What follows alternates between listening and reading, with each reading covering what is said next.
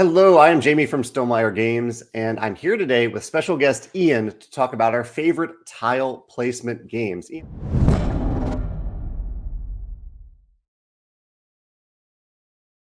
Ian, thank you so much for joining me today. I'm really excited to talk about this. I'm excited too. So today we're talking about tile placement games. I've done some other videos about polyomino tiles, so we decided not to talk about, in detail at least, about games with Tetris or polyomino tiles today. And we are focusing on games today that are about tile placement specifically. So not necessarily any game that has tiles in it, but games where you place the tiles and which tiles you place are a big part of the decision process of the game. So Ian, why did you choose this topic to talk about today? First of all, I really like tile laying games. I play a lot of solo, but I do like it when I can get games to the table with my wife. And I think a lot of the games we actually play together do have some sort of tile laying aspect. We have a lot of other ones, but when I was going through my list, and a lot of my honorable mentions and my top 5 were all multiplayer games. So it was really kind of nice to see that, because I do like playing solo, but I do like being able to play with people. So I do like the fact that this is mostly games. Well, they're all can be played multiplayer. Only one of them I play exclusively solo. So, okay. Yeah. I'm curious to see which one that is. And we'll talk about this at the end of the video. I'll put a link in the description. But Ian, you also have a YouTube channel that people can check out if they enjoy the way that you talk about games. So I'll include that double. Do you want to name the name of your YouTube channel? Yeah, it's my last name's Wills, and when growing up, we always did a play on the where there's a will, there's a way. There's a Wills, there's a way. So I went, well, where there's a Wills, there's a play. And Stonemaier related, I've started doing individual realm tutorials for all of the Rolling realms, because I know a lot of them, sometimes people aren't sure how to play them. So I've been slowly working my way through all of the Rolling realms, one realm at a time with 9 dice rolls, and just teaching each realm individually. That's awesome. Thank you for doing that. Yeah. Well, let's jump into our honorable mentions. Why don't you briefly say what picks are on your honorable mention list, Ian? Okay, my honorable mentions, I kind of broke down into 4 different categories. The first category was ones where the tile laying is the main thing, and that's 60-Second City, Beacon Patrol, Kingdomino, and Carcassonne. Really like all 4 of those games. Most of it, 60-Second City is just a really quick, fun, very fast-paced game. Beacon Patrol, I actually taught my wife the other day, which was nice. I've been playing it exclusively solo. And then polyomino, since we were not doing polyominoes in these, Tenpenny Parks, Isle of Cats, Patchwork, New York Zoo. 2 of those I play exclusively solo, but Patchwork and New York Zoo, my wife and I play. Patchwork's one of our favorite games to just get out real quick. Tile laying as an aspect, got on my shoulder here, Apiary, which would actually probably be my number 1 game on this entire list, but tile laying is just one small aspect of it. And then Bot Factory as well. And then BGG ranks card / tile laying games, like Verdant, Race of the Raft, and Orchard. Those are 3 of them that I really like, but they do have that under tile laying, but it's more card laying. So those are my honorable mentions. Awesome. I have a list of the Stonemaier games that we make that have tile placement as a core feature are Between Two Cities, Between Two Castles, Apiary, as you mentioned, and Tapestry. Tapestry kind of in 2 different ways: polyomino with the buildings, and then on the shared map, there's a hex tile placement mini game happening there. Then my honorable mentions of non-Stonemaier games are Azul Summer Pavilion, Rajas at the Ganges, Honeybuzz, Karuba, Savannah Park, In the Hall of the Mountain King, Dorfromantik, Leaf, Stonespine Architects, and Land versus Sea. All right, let's talk about some games in detail here, Ian. Why don't you tell me about your number 5 pick? Okay, my number 5 pick is one that I don't see mentioned a whole lot. In fact, I bought it last year. We were looking for a game for my A to Z challenge that had a Z, and they're few and far between, especially for in the weight category that my wife and I really enjoy, and that's called Zen Garden. Zen Garden, yeah. So Zen Garden is a nice little tile laying game. You can see on the tiles, there's 3 aspects to it. There's the floor of the garden, there's the path, and then in the corner there's there's decor. And you score if you can get your paths all to be one type of path. The more of those you get, the bigger you score. You score on decor, and then there's tiles that there's King's favors. You're trying to make the best Zen Garden floor. And then there's King's favors. And even in just the base version of it, there's with just the first ceiling on the game board, or on the board where you're drawing the tiles from, you have 6 scoring things that you're doing. The number of floors you get, if you can get a lot of the same decor, and then the king has a minimal thing that he's looking for, and you get 1 point for every one of whatever that is. And it could be a floor, it could be a background, a floor, a decor, or a path. Then he also has a major one, and there's one where whoever has the majority of it scores the most points. And then there's another one where, depending on how many you have, you either have to get 4 or more to score positive points. If you have less than 4, you get negative points. But if you have 0, you have 0 points. So you have to be very careful for what floor or whatever it is you have that you're trying to get on that. And then there's different levels that you can put onto the roof of the building. What that picture is that's your actual game board. You're drawing tiles off of another board and replacing them as you, at the end of the round, everything that's still in the bottom row, you pull off, and then you get to replace them and you put more on. The bottom row 0 is free. The second row it costs 1, and the first row, second row costs 1, and the third row costs 2 coins. And so you got to kind of manage your money as well, because it's the only way to get money back is to get 4 of the same decor in a row, column, or at a diagonal. Looks like a lot of different things to think about as you're deciding which tile to choose and where to place it, which I think is great for any tile placement game. Yeah, it really is. And it's one that my wife and I both like. We played it a couple of times this week and realized how much we really like it. And we actually added the second level of the ceiling this week in one of our games. So it was a lot of fun. That's awesome. Well, that's Zen Garden as Ian's number 5, a game that I haven't played, but now I look forward to trying it.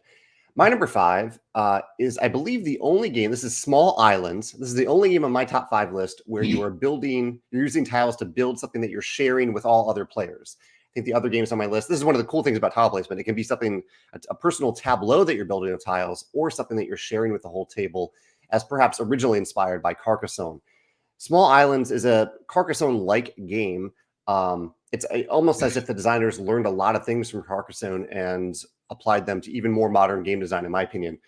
The game does a lot of things, but my top 2 favorite things about the game are, 1, the tiles are really beautiful. It looks really, really great on the table. And I've actually only played on Board Game Arena, so I haven't even played on the table, where I think it looks even better, as shown in this photo here. The other thing that I really like about it, and there's lots of little things about the scoring that you can look into if you dig into the game, but one little clever hook that I thought was that I really appreciate about the game is when you are choosing which tile to place, you have 2 tiles in your hand, and then there are 3 face-up tiles. You can see them over here, 3 face-up tiles in a public row. And whenever it's your turn, it's as if all of these tiles are in your hand. So you can place a tile from your hand or place one of the 3 cards from the row. So it gives you a lot more agency than I've seen in other tile placement games, where maybe you only have your hand to choose from, or you only have the public display to choose from. Extending that to your hand and that public display, I think, is really satisfying in Small Islands. So that's my favorite thing about Small Islands, my number 5 pick. Ian, have you played this one? I've never heard of it. I might have to look into it on BGA. Yeah, we'll have to play that sometime on Board Game Arena. It plays really well there. Yeah. So what about your number 4, Ian? My number 4, which is the one that I play exclusively solo, but I'm hoping to teach my wife at some point, is Honey Buzz. Honey Buzz, yeah. I really like the puzzle in Honey Buzz. I like the double hex tiles and placing them in the right spot. When you make a open spot in the middle is when you get to trigger all of the things that go around that open spot. Then you're making honey, you're getting nectar, you're fulfilling orders. I just like the puzzle and figuring out, okay, which piece do I want to start? And even when you're starting and you get your starting card that says this is the orientation, it's like, okay, how do I want to orientate my 4 starting pieces based on whatever the queen's favors are in order to maximize what I need to do, and looking at just kind of what the board looks like and everything. So really fun, really fun puzzle. Like I said, with the double hex, it really adds that extra level of, okay, wait, I need to get this honey tile, so I need to place it so that I have all 5 red, or I need 2 whites across from each other, or whatever it is. So it's just a really nice puzzle, but there's a lot to think about, but it's also much lighter. So you're a lot to think about, but it is a lighter game, and so it's really fun. I love the I almost want to say order of operations decision in this game. That isn't quite the right terminology that I'm looking for, but as you mentioned, like a key moment in the game is whenever you complete one of these hexes. But you can delay that pretty much for quite a while to make it even better when you complete it. Like the more icons that you can surround the hex in the middle with, the more benefits you get when you complete that entire hex. Or you can try to complete it really quickly and just get a few benefits. That's a great decision point in this game. Yeah, and just the different things you can do. I mean, in the solo mode, with things being blocked, it's also, I mean, it's very similar to the multiplayer, because if you really want a tile, you got to place more bees there. And so it's just a fun little puzzle that I learned last year. Well, that's a great pick. Honey Buzz as Ian's number 4. My number 4 is the Castles of Burgundy, and I'm showcasing the latest beautiful special edition here. That's the most recent version that I've played that I really, really enjoy.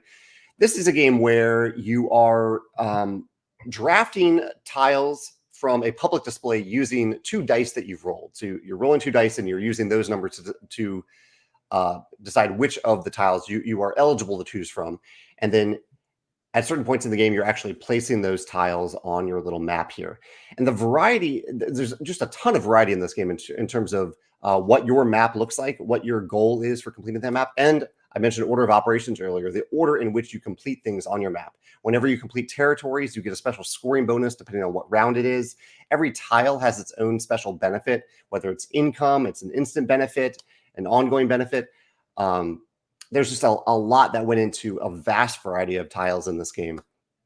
And in fact, you can kind of see the huge stack of different combinations of maps that you can choose from, making every game feel different. So Castles of Burgundy, it's one that took some time to grow on me, but now that I appreciate what it is, I really, really enjoy this game. Nice. Yeah. That's Castles of Burgundy at my number 4. So with a very different aesthetic here, Ian, what is your number 3 game? My number 3 game is a game that my parents taught to my wife and I, and my brother taught to them. And originally I had this one in Honey Buzz switched. But as I thought about it, I went, this is a game that my family can play together, and none of them are gamers. My parents, my brother, they're not board gamers at all. So the fact that my brother taught my parents and my parents taught us, and then we bought it, I think, before we even came back from visiting my parents, and that is Qwirkle. Qwirkle. Yeah. And it's just a fun game where you're trying to match up rows of colors or shapes on it. And like I said, I think a big part about this that I decided to move it up on my list in number 3 is the fact that it is a game that my whole family can play. So like when we go back to visit my parents in Wisconsin, we'll usually play a game. We're taking a family trip this summer all together for my mom's birthday. And I had already asked them, like, okay, so whose copy of Qwirkle is coming with? Because we know it's going to be there for our downtime in the houses and stuff that we're staying in. So I know this is going to be there somewhere. Probably won't be in my bag because I'll have lots of other small little games in mind. But yeah, just the fact that it's a game that can bring my whole family together when we're not gamers. I've taught some other games to them, and none of them, well, my next one actually, my parents did enjoy as well when I taught them. But this one, like I said, they taught us. So that's also an interesting thing that, they taught us a game, and it's one that we all really enjoy. And it's kind of a chill game. You can just kind of sit down and play. yeah, you're thinking, and you can play a lot of different ways. You can block people. You can block the Qwirkles that are happening, which is when you get 6 of a color or 6 of a shape in a row. Or you can try and build it up where you are trying to see how many you can get. Like you want them, so you're like, oh, I don't want to block it because I know if I block it, I'm going to draw the piece that I need on my next turn. And so it's really just the different mindset of who's playing and what you're playing and stuff and how you're playing. This is a really clever, and you talked about accessibility a lot. This is a very accessible game. Maybe not the most colorblind friendly, but for the most part, in terms of teaching the game, it's very accessible. It reminds me a little bit of Scrabble if you don't like words or wordplay. I think this is a great fit for that. Yeah. That's Qwirkle at number 3 for Ian. Going in a little different direction, my number 3 is Glen More II. This is an engine building one-way action selection track game where you're selecting tiles from a track. So the tiles form a track that you are advancing on as far as you want up that track to claim a tile. And the highlight of the game for me is when you place that tile, because whenever you place a tile, not only do you activate the benefit on that tile, but it also triggers the benefits of all potentially 8 tiles surrounding it. So every time you place a tile, it feels really, really good. You're activating all these different benefits. And it also adds a huge decision to where you place tiles, because you might have a reason to place a tile, not necessarily in the middle of a bunch of other tiles based on what's on that tile, but it might be more worth it for you to just activate more tiles in the game because you have so many tiles laid out here. Like, do I place it here and activate 3 tiles plus the one I placed, or do I put it along this river over here because it's a river tile and only activate one other tile? Really satisfying engine building game because you're getting more and more powerful every time you place another tile in Glen More II. That's my number 3 pick. Yeah, have you played this one, Ian? I have not. I've not played any of the ones on your list so far. Okay. I don't know the weight. I don't know the weight of them or anything. I'm a very mid to lightweight gamer and stuff. Although I have a couple of them I've heard of, and I've heard of all of them, and I've been intrigued by a couple of them. Cool. Yeah, I recommend Glen More II. What's your number 2 pick, Ian? My number 2 is, and I'm kind of lumping all of these in together, but our favorite version is just plain Azul. We do have all 4 versions, and I've played the chocolatier version on Board Game Arena. This is still our favorite, just the base Azul. I've been playing a lot with a lot of different people on BGA as well, and it's really quick to get to the table. My students at my board game club at school that I started up this year really enjoy this one as well. So it is really, all ages. They're like 9 and above. So they understood it and they really like it. And it's just a fun game. And the variable side does get a little tricky. We like playing with just the side that tells you where to put the pieces a little bit more. Because sometimes you're like, oh, wait, I put 2 of that color in the same column. How many moves ago was that? But yeah, it's one of our earlier tile laying games. We said we have all 4 of them. I enjoy all 4 of them, but this is the one that gets to the table the most. And just, it's also a really nice looking game. And those tiles, those nice chunky tiles are just a really nice feel. And the colors of it are also really nice. My favorite in this line is Summer Pavilion. I really love Azul Summer Pavilion. All of them, I like the draft element of the game where you're picking the same. So I guess shown on the screen here, if I were to pick from this tile, I would pick probably the yellows, depending on the circumstances, probably the yellows because I get all of the same color. But all remaining tiles get pushed to the middle, which becomes a new pool of tiles for people to choose from. Really clever draft. Summer Pavilion, the little twist is that there are certain completion bonuses that you get that give you more tiles right away. So instead of being a game just about getting more points, it's also sometimes a game about getting more tiles, which I really like. It's also the most flexible of the bunch. The core Azul, I wouldn't say it's punishing, but you have to be careful. Like you have to be careful about getting exactly what you need and not more than that. Whereas in Summer Pavilion, there's a little more flexibility there, and you can actually carry over some tiles from round to round to help you in future rounds. So. Yeah, we haven't played that one for a while. We actually just learned Queen's Garden in January. Enjoyed that one as well. It's getting a little bit more than I want from like a game like Azul. They're getting a little too much, but we enjoyed it. We got to get the other ones back to the table again here soon. So that's the full Azul family of games as Ian's number 2. Great pick there. My number 2 is another Castles game, and that is Castles of Mad King Ludwig. This is, so we've talked about a bunch of games where the tiles are all the same shape. They're all square, they're all hex shaped, they fit together nice and neatly. That is not the case in Castles of Mad King Ludwig. They have all sorts of shapes and sizes, and your castle will look a little zany at the end of the game. And that's part of the charm of the game, having this castle that's sprawling out in various directions as you've combined different rooms together. It's an I price you choose game, so you're gaining these tiles from one player who is pricing them, and you're deciding which tile to buy, and you're giving the master builder of that round the money that you spent to buy that tile, and then you're placing the tile. I love the double benefits in this game, because whenever you place a tile, you gain a benefit on the tile. Oftentimes it's just points on that tile. And also some points for what's adjacent to that tile.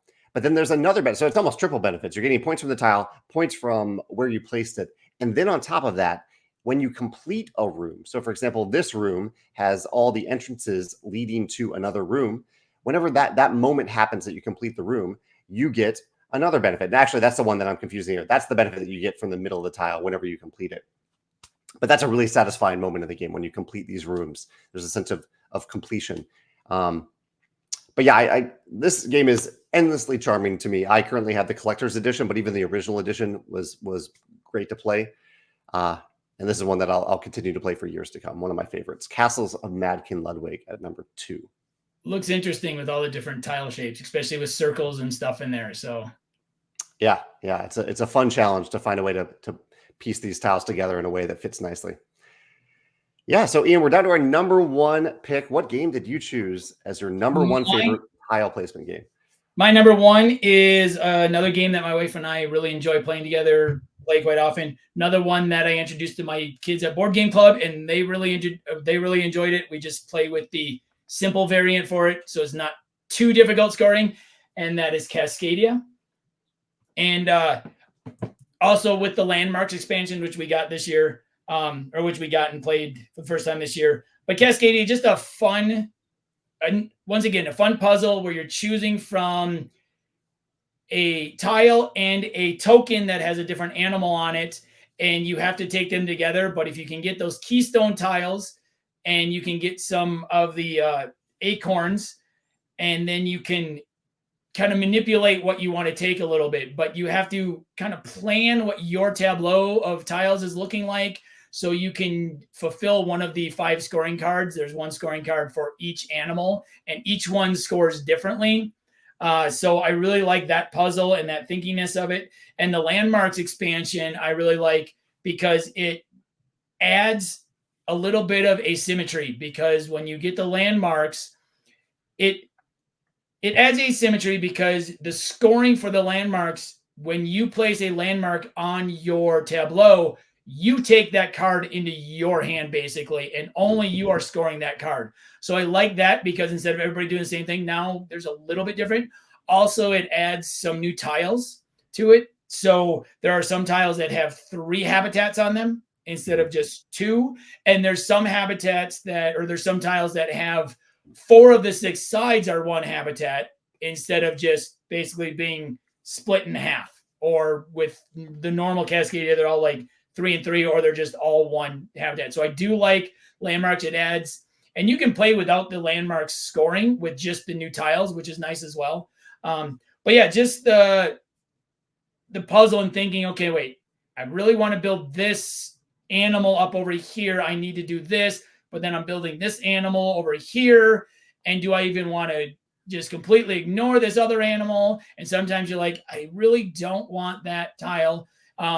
So being able to put something on a keystone space where you can get one of those acorns where you can manipulate and take any tile and any token, or maybe wipe out the tokens and get all new tokens and hope that you get something you really like.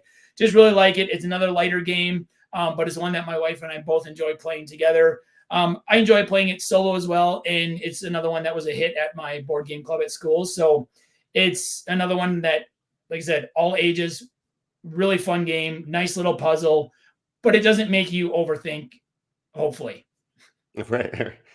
And really, I think the game is designed to be endlessly replayable because of the combination of the 5 animal cards. You have 5 different goals that you're thinking about every game, which can be a lot if you're playing just one time every now and then. But if you play this game multiple times in a row, there's just so much variety in making those puzzles work together from game to game.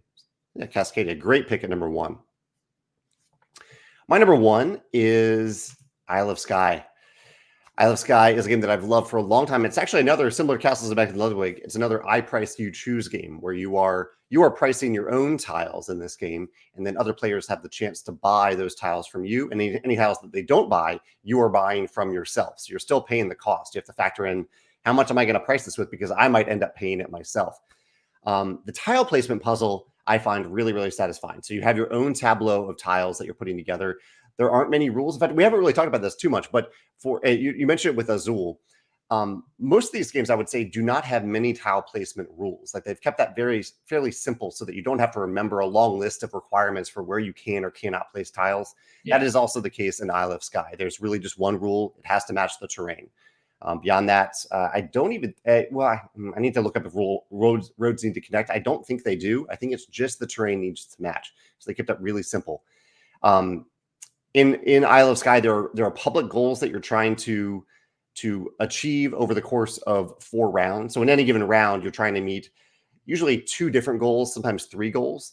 And I think this is a clever system too, because not only are you trying to meet certain goals for the first round, but you know that later in the game you will be scoring those goals again. So even if you ignore them early on, you might be able to come back and score them later on. But you also have your own little goals, these completion benefits. So whenever you see this scroll here, that means that you will score this benefit if you complete the terrain of that scroll is shown within. So this scroll is within water. So if I complete this body of water, if it's self-enclosed, I get to score that goal. So there's 2 different types of goals in the game that you're trying to pursue. Really satisfying game. I love Isle of Skye. Really just with the core game. I don't find the need to add any expansions to it. Yeah, so that's my number 1 pick. Nice. Isle of Skye. Ian, did anything else come to your mind about tile placement while we were talking about this that you think people should know if they're thinking about playing a tile placement game, designing a tile placement game? Any thoughts about that? I think just the variability in tile placement. Like, I put some of my honorable mentions on my wall back here for the video, and there's just so many different tile placement types. There's the polyominoes, you got hexes, you got squares, you got diamonds. There's games that are tile laying is the game, and you do all of your scoring based off of games. And then you also have games like Apiary or Bot Factory, where tile laying is an aspect of it, where you're doing some other things and you're getting tiles to do things. So I think there's just so much that you can do with tile laying that it's it's just every one of these is so different with what you're doing and how you're scoring. So there's just a lot of variability with it. Yeah, I agree. And I would say, speaking of that variability too, is with tile placement games, cards are easy to shuffle. Tiles, I would say, aren't particularly easy to shuffle. And so typically in these games, I appreciate when there's a bag involved where you're just digging tiles out of a big bag, because it is easy to shuffle them in a big bag. The benefit of tiles, though, is if you do have a row of tiles that players are selecting from, like an apiary, where you have these rows. When you select a tile, you shift the row down and add another tile to it. Tiles do that really well because they kind of push each other down the row, whereas cards don't push each other that well. So some give and take there with tiles in terms of how easy they are to shuffle, but a bag solves that immediately and really then doesn't even require you to shuffle it because it's all in a bag. Right. Yeah, no, I do like that. And I like the tiles being in bags and being able to just randomly draw. You can, a lot of these, it is a random draw, and then you got to kind of go, what am I playing with here? Or like in Cascadia and stuff where they're out in front of you, or Azul where they're in front of you, like, okay, this is what I get to choose from. What am I going to take? What am I going to push into the middle? How can I maybe manipulate it for me for the future and hope that someone doesn't take it? My wife and I don't play Cutthroat. I know Azul can become a very cutthroat game and people will pay attention.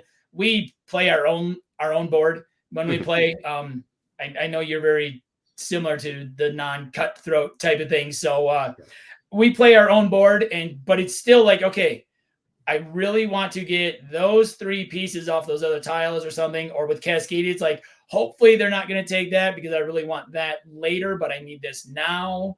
So yeah, there's just a lot of different, and all these kind of have that. Even Zen Garden kind of has that, like, okay, what do I need? Zen Garden's similar to your number 1, where the roads don't have to connect. Like, you don't have to get, and you don't have to get all the roads the same. They just score if they do. So it's not beneficial to not connect your roads into 4 circles or 4 roads in the 4 quadrants and stuff in it. But yeah, I just there's so many different things you can do with tiles, and the way you get the tiles, either they're all out there and then just, okay, I want this. Oh, they took that. Now I got to kind of change my game plan here because they took what I wanted, and now what am I going to do? Yeah, you're right. Tons of different choices here for designers to play around with tile placement. I look forward to seeing what people say in the comments about your favorite tile placement game, and perhaps even why you think tiles were the right choice for that game design. Let me know in the comments below. Ian, thank you so much for joining me for this conversation today. This is great to talk about tile placement. And yeah, take care. Have a good weekend.